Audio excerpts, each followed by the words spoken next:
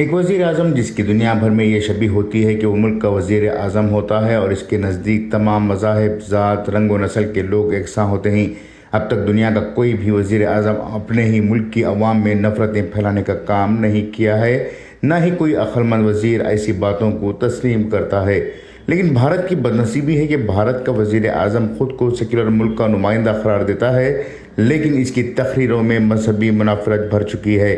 جائزہ لیں تو بھارت کا وزیر اعظم بننے والا شخص نریندر مودی اس عہدے کو حاصل کرنے کے لیے پہلے ہی ہندو مسلم فسادات کا ملزم رہ چکا ہے، اور اسی ہندو مسلم کے خون پر اس نے وزیر اعلیٰ اور وزیر اعظم کا عہدہ حاصل کیا ہے۔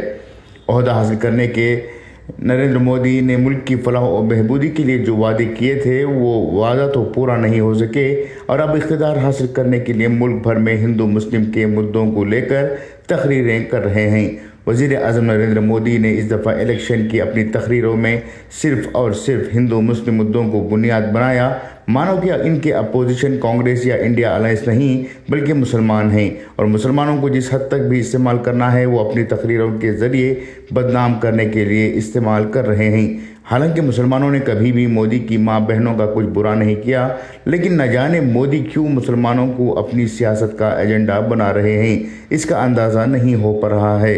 در حقیقت وزیر اعظم نریندر مودی کو کانگریس سے زیادہ مسلمانوں سے خوف ہے۔ ان کی سرپرست جماعت RSS یہ چاہ رہی ہے کہ بھارت کے مسلمانوں کو ان کی غلامی میں لایا جائے۔ اس وقت ملک میں مسائل ایسے ہیں جو خود نریندر مودی نے پیدا کیے ہیں، وہ ملک کے مسائل پر بات کرنے کے لیے تو تیار نہیں ہیں، نہ ہی ان مسائل کا حل عوام کے سامنے بیان کر رہے ہیں، بلکہ وہ مندر، مسجد گائے، رام مندر، بابری تالہ مسجدوں، مسلمانوں کی ریزرویشن، مسلمانوں کے وجود کو لے کر اپنی تقریروں کے ذریعے سے ووٹ حاصل کرنے کی کوشش میں لگے ہوئے ہیں۔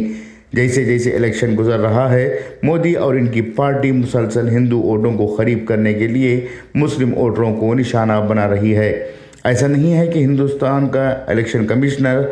ان تقریروں سے ناواقف ہے، نہ ہی اس کے سامنے شکایتیں نہ پہنچی ہوں۔ الیکشن کمیشن تمام باتوں کو بخوبی جانتا ہے، لیکن وہ منافرت پھیلانے والی تقریروں کے خلاف کارروائی نہیں کر سکتا، کیونکہ الیکشن کمیشن کو مودی نے اپنی پسند کے مطابق ترتیب دیا ہے۔ ایسے میں سوال یہ ہے کہ مودی کی ان تقریروں کا اثر سب سے زیادہ کس پر پڑ رہا ہے؟ کون ان کی سازشوں میں پھنستے جا رہے ہیں؟ کون انہیں ووٹ دے رہا ہے؟ اب تک کے الیکشن کا جائزہ لیا جائے تو سب سے زیادہ خطرناک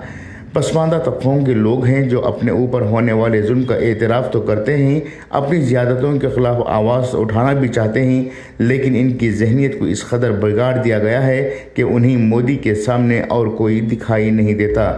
ایسے میں بھارت کی سیکولر پارٹیوں کی یہی ذمہ داری ہے کہ وہ ملک میں جو منافرت پھیلی ہوئی ہے ان کی ذہن سازی کرنے اور انہیں ملک کے حالات سے مزید واقف کرانے کے لیے پہل کریں۔ جس طرح سے مودی حکومت سوشل میڈیا کی ٹیموں کو جھوٹ پھیلانے کی ذمہ داری دی ہے، اسی طرح سے سیکولر جماعتوں بھی میڈیا کا استعمال کرتے ہوئے مودی حکومت کا سامنا کر سکتے ہیں، لیکن اس کے لیے سیکولر جماعتوں کو منظم طریقے سے کام کرنا ہوگا اور میڈیا کے ذرائع کو مزید اپنے ساتھ لینا ہوگا۔ خصوصی پیشکش انقلاب نیوز، بنگلورو۔